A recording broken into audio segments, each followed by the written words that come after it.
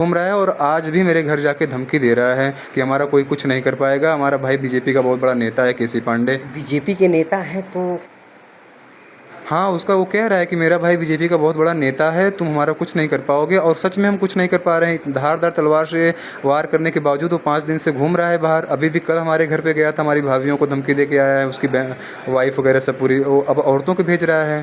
BJP के नेता हैं तो बीजेपी के नेता गुंडे बदमाश तो होते नहीं हैं। प्राइवेट अस्पताल में युवक का जो है इलाज चल रहा है। जानने का प्रयास करेंगे कि आखिर वह कौन से व्यक्ति है जिन्होंने इनके ऊपर आत्मघाती हमला किया। क्या नाम है भैया आपका? धर्म नारायण पांडे। धर्म नारायण जी, कब ये घटना हुई और कैसे हुई और कौन वो थे जो आपके ऊपर आत्मघाती हमला किए?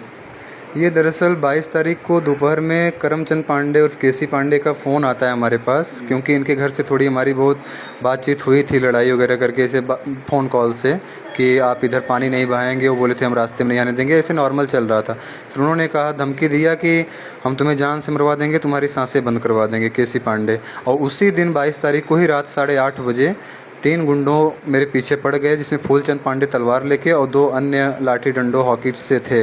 और फिर रात को इसने मुझे बहुत ज़्यादा तलवार से चोट पहुंचाया है, मारा है मुझे। अच्छा, पहले फ़ोन पे धमकी, मतलब दोपहर को धमकी और शाम को परिणाम उसका दे दिया। जी जी, दोपहर को धमकी दिया कि हम आज तुम्हें मरवा देंगे, और 8 साढ़े 8 बजे रात को इसने कार्रवाई मरवा पिटवा दिया हमें। आप देख सकते हैं सारा। अच्छा, जिन्होंने आपको मारा क्या विवाद था आपका उनका?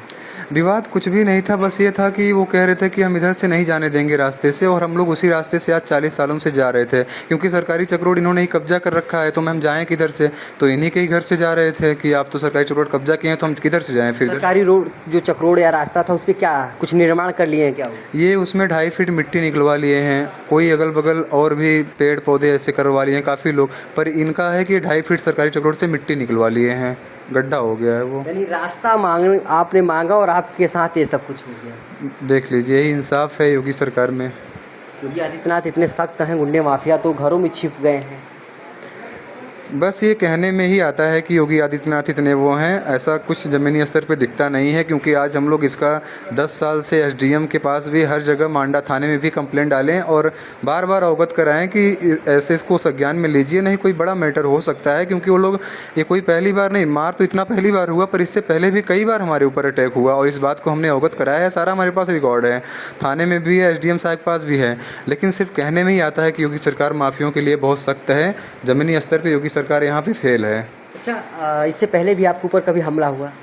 इससे पहले हाँ, 1-2 बार ये लोग और हमला किए थे। यही फूलचंद पांडे जो हमें तलवार से काटा है, एक बार इसने अवैध बंदूक से मेरे ऊपर गोलियां भी चलाई थी, हवाई फायर किया था, मुझे डराया था। क्या उसमें मुकदमा हुआ था? उस समय इन्होंने मुझे धमका दिया था, दबा दिया था कि मत जाइए, और कॉम्प्रोमाइज़ करवा लिया था। तो आप थाने पे नहीं गए, कंप्रोमाइज़ कर लिए थे? हाँ, थोड़ा सा पारिवारिक बगल में था और इन्होंने कह दिया कि ऐसा नहीं, दोनों बातें थी पापा लोग। फिर हम कहे चलो ठीक है, हवाई फायर है तो मान जाते हैं, और डर भी लगता है, इतने बड़े खूंखार लोग हैं, आप जानते ही हैं, बहुत बड़े गुंडा टाइप के लोग हैं ये लोग।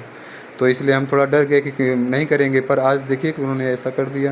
पर हमने लगातार प्रशासन को इसका अवगत कराया है हर तरह से, मेरे भाई साहब भी कराए हैं कि लोग, आसपास के लोग सरकारी चकमार कब्जा किए हैं और हमारे लोग के साथ मारपीट का प्रभाव दबाव सब बना रहे हैं। जब पहली बार आप बता रहे हैं कि फायरिंग हुआ था तो आप समझौता कर लिए थे, आपको धमकी दे रहे थे, तो अभी तो इस आपके साथ बड़ा कांड हो गया है। अगर आप तो एफआईआर भी अब दर्ज करा दिए हैं, क्या आपको डर नहीं लगता अब आगे कुछ और हो जाए? नहीं, अब इसलिए डर नहीं लगता भैया, क्योंकि हम बहुत डर डर के थक चुके हैं। हमारे पास एक भी रास्ता नहीं है, हमारे घर पे न हमारे गौशाला का, और हम लोग क्या करें, एकदम मजबूर हो चुके हैं चारों तरफ से। तो कितना डर है? इससे अच्छा है कि अब कुछ कार्रवाई हो, और कार्रवाई करने के में ही देख लीजिए आज हमारे साथ ये हुआ। दुख की बात यह है कि अभी भी प्रशासन की तरफ से, सरकार की तरफ से कोई भी कार्रवाई नहीं हुई। 5 दिन हो गया है। इतना खूंखार अपराधी जो धारदार तलवार से मुझे अटैक किया है, वो अभी तक बाहर घूम रहा है, और आज भी मेरे घर जाके धमकी दे रहा है कि हमारा कोई कुछ नहीं कर पाएगा। हमारा भाई बीजेपी का बहुत बड़ा नेता है, केसी पांडे। बीजेपी के नेता हैं तो हाँ, उसका वो कह रहा है कि मेरा भाई बीजेपी का बहुत बड़ा नेता है, तुम हमारा कुछ नहीं कर पाओगे। और सच में हम कुछ नहीं कर पा रहे हैं। धारदार तलवार से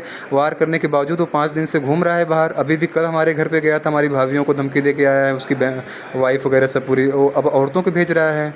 बीजेपी के नेता हैं तो बीजेपी के नेता गुंडे बदमाश तो होते नहीं हैं। ये पता नहीं, ऐसा एक अफवाह चला है। बीजेपी के नेता वो है भी वरिष्ठ नेता, लिखता है उसके पोस्टर बैनर भी है केसी पांडे वरिष्ठ नेता भाजपा, पर वो तो बहुत बड़ा माफिया है, उसके बहुत सारे कारनामे हैं। और अगर नहीं भी कुछ हम कहते हैं तो वो प्रजेंट को आप देखिए ना, प्रत्यक्षम किम प्रमाणम, प्रजेंट में देखिए कि उसने तलवार से मुझे मरवा दिया है, धमकी दिया है, सब कुछ है। ये गुंडागर्दी नहीं है, सरकारी चक्रोट कब्जा है, गुंडागर्दी नहीं है। तो दोस्तों देख पा रहे हैं कि योगी आदित्यनाथ के सरकार में बीजेपी के कार्यकर्ता और नेताओं की कितनी दबंगई है। पहले रास्ते को कब्जा कर लिया जाता है, उसके बाद युवक की हाल देख पा रहे हैं आप सब की